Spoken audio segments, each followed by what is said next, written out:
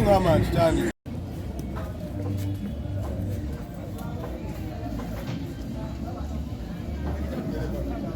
Obi.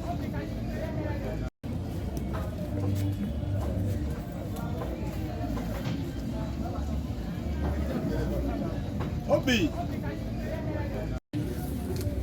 Really mama kedo. How ni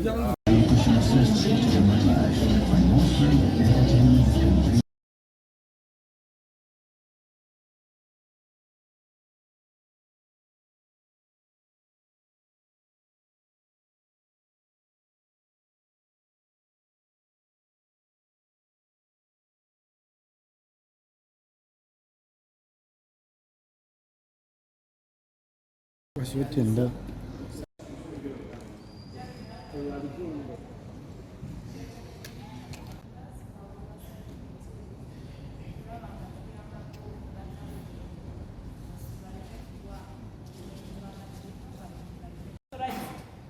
okukuumibwa nti abantu abo ebyambalo ebikadde simaina wawe ntandikira naye mulabira ddala nti kunkumula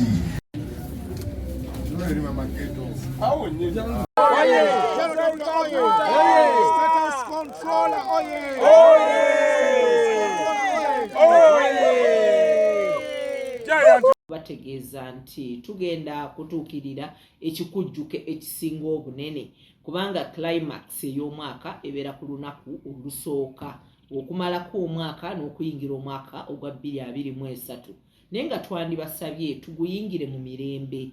Ffenna tukimanyi nti abantu bayisa ebivvulu bingi ngera bwe mwabirabye ku Christmas. Waliwo abantu abaggalidde abaana mu nju bagenza okuddayo nga abaana bafudde ekiziyiiro. Waliwo abantu abalwanaganya obufumbo bwaweddewo kati nga bwayise mu bikujjuko bya Christmas era tusuubira okuddamu okubiraba mu lusooka.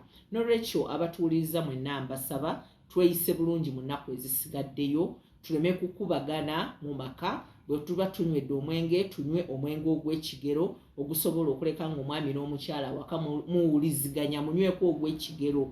Bwe muba mwagala okwejalabya like okugenda bifo ebikyakalirwamu okugenda oba okukyala muteeseganye. Bwe muba mugenda mu bivvulu omwami n'omukyala abaana temubaleka na masigiri mu nnyumba kubanga bino bireetera abaana baffe okufa ate mugenda okuva mu ssanyu lye mubaddemu ne mudda nga ate abaana bakoze eki bafiiridde mu nju. Ekirala obutemu bukyagenda mu maaso. Abantu bakozesa embeera zino okuteega abantu mu kkubo naddala abakyala n'abaana baffe abato nga bava mu bikujjuko bino ne babateega ne babateekako obuliisamaanyi ne babasala ne bayingira nabo mu mayumba okubabba kubanga muwadde mukyakala naye eriyo abakolera ssente mu bimbeera nga zino. Ffe nga mukono tubategeeza nti tukyalina pulaani yaffe nnene nnyo era tukyabakuuma. Mu season eno tukyabakuuma nnyo era nga twateekawo measures nga bwe nabannyonnyola nti wadde celebrations weziri naye buli agenda okikola mu kifo kye wandiikira DPC wandiikira RDC ne security committee ku approving mu kyo nga tugenda ku deployinga mu kifo awali ebikujjuko ebyo twaze buli muntu ayingira okusobola okutaasa abantu baffe abagenda okukyakalira mu bifo byammwe. Ekyokubiri teri kwokya bipiira mu nguudo kubanga twonoona enguudo zaffe. Oluguudo lwa Kampala Jinja lukyakolebwa ffe wano ewaffe Emukono tewannaba nakuggwa kati bw'otandika ate okuleeta ebipiira Christmas trees n'ebirala ng'ebyo okubyokya tuba twonoona enguudo zaffe ng'ate ssente z'omuwi w'omusolo zezikola ki zezikozesebwa. ekyokusatu teri kukola fireworks nga tewafunye permission kuva wa OC operations. Tulina okutegeezebwako nga ofisi ya Radisa heading security ne DPC okumanya nti ekifo gundi ne gundi byagala okukuba fireworks era tumanye mugenda kuba gundi zenkana ki, tumanye nti bwe muwulira ekisusse mu kino mu kifo ekitali kino kye tumanyi eyo egenda kubanga insecurity yekola ki. Tulina cases ez'okusala pylons zaffe ez'amasannyalaze neraba Namukono mwakirabye nga kya happeninze mu Nsanvu village. N'olwekyo bannamukono mbakubiriza nga bwe tugenda mu bikujjuko bino naye ebintu bya gavumenti gamba nga amalwaliro, gamba nga amasomero, gamba nga amasannyalaze, amazzi, buli omu abeera embega wa munne okumanya bakyabo abatandise okubeera nga balinaana ebitundu ebirimu ebifo byaffe ebikozesebwa nga ttiimu utilities eza gavumenti. So nkubira bannamukono omulanga nti baleme kwenyigira mu bikolwa ebyobubbi ebyokunyaga n'abaana bange abaggeto, kubanga ate kati ekikwekweto poliisi kyetaddewo kyamaanyi. Bayinza okulabira awo ng'ate balugendeddemu ne basibwa amateeka ne gabakwata. Mu kifo ky'okunyakula baali badde kuba kati abantu baliwo okujambagana basobola okusaba n'aweebwa. So mbakubiriza beewale emize egy'obubbi n'emirala gyonna egy'okunyagulula. Mazinga nali coordinator wa ghetto coordinating ghetto kitegeeza nti nzaabulira ennyo okunywa enjaga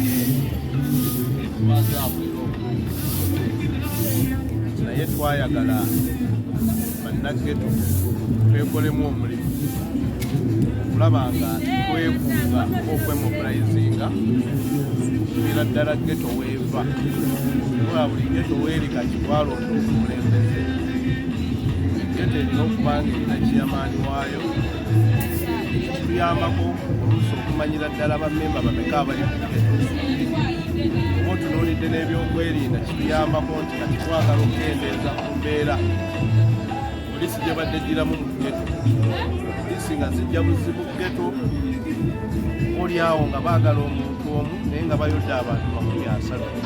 Obukulembeze buno butuyambako ne poliisi kati tuginnyonnyola tujja mu ghetto oba oyagala mazinga osobola okwogera ne kyamaani wa ghetto ng'eyawano kati gawuni kyamaani waffe Owen waali buuza kyamaani Owen mazinga waali era omunnyonnyole nti yakoze kino ne kino. Singa luli poliisi bwebadde ng'ejja neeyoola buyoozi eyagala omuntu omu neetwala abantu 30 abantu bonna okuvaayo zimasente.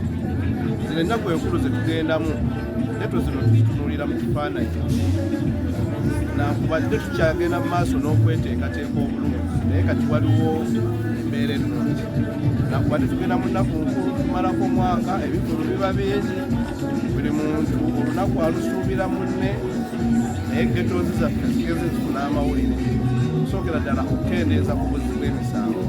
Tusobola kugamba nti nnungi nnyo naye waliwo omulimu ogutandikiddwako tusuubira nti mu maaso eyo kubanga abantu abasinga ababeera mu ghetto zino abamu ekibanyakuza busawo n'ebirala wabbula lya mirimu.